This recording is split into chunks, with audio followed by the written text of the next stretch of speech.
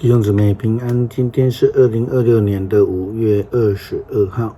今天的经文是诗篇33篇12节到22节，出埃及记19章16节到25节，罗马书第8章14节到17节。今天要跟大家分享的主题是上帝的儿女。什么人是上帝的儿女？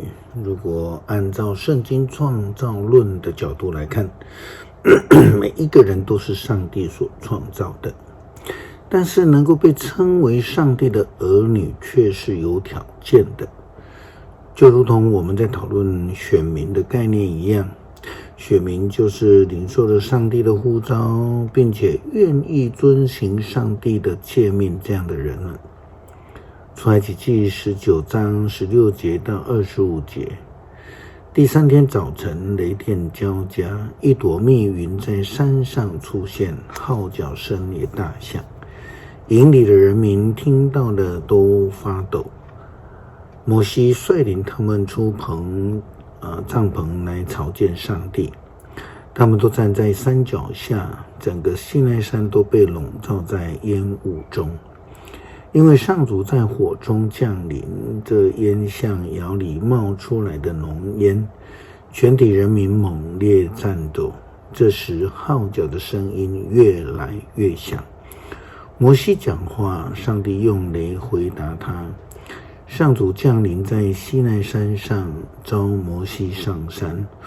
摩西就上山去，上主对他说：你下去警告人民，不可超越界限来看我，否则会有许多人死亡，就连祭司也必须先洁净自己才能走近我，否则我要惩罚他们。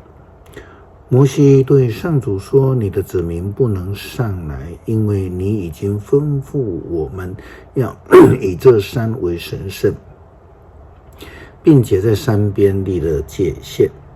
上主对摩西说：你下去，把亚伦带上来，但祭司和人民不可越过界限到我这里来，否则我要惩罚他们。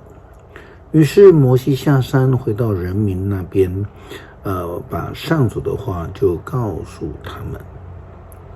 如同约翰福音3章告诉我们的，凡是相信耶稣是基督的人，就必得到永生。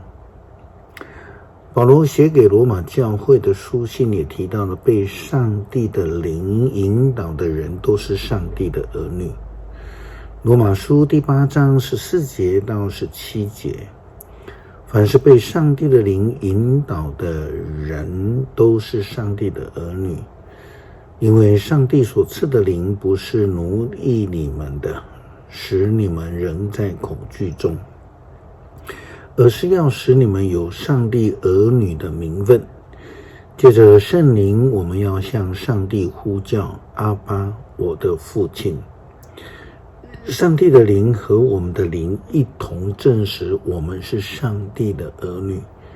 既然是上帝的儿女，我们就享有上帝为他的子民所预备的福泽，也要跟基督同享上帝所为他保留的。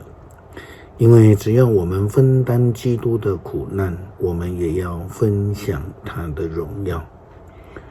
诗篇33篇12节到22节，尊上主为上帝的国家多么有福啊！他拣选来归属自己的人民多么有福啊！上主从天上俯视，他看见了全人类，他从自己的座位上观看地上的居民，他塑造每一个人的思想，洞悉他们一切的作为。君王不以强大的军旅获胜，兵士不靠强大的力量保命，靠战马不能保证胜利，马的威力救不了人。上主看顾敬畏他的人，他看顾仰赖他慈爱的人，他救他们脱离死亡，饥荒时保留他们的生命。我们仰望上主，他是我们的帮助，我们的保护者。我们心中充满喜乐，因为我们信靠他的圣名。上主啊，我们仰望你，愿你的慈爱常与我们同在。恳求上帝的灵降临，充满我们，使我们因为圣灵的引导来跟随主，来遵行诫命，来成为上帝的儿女。祷告奉主耶稣基督圣名求，阿们。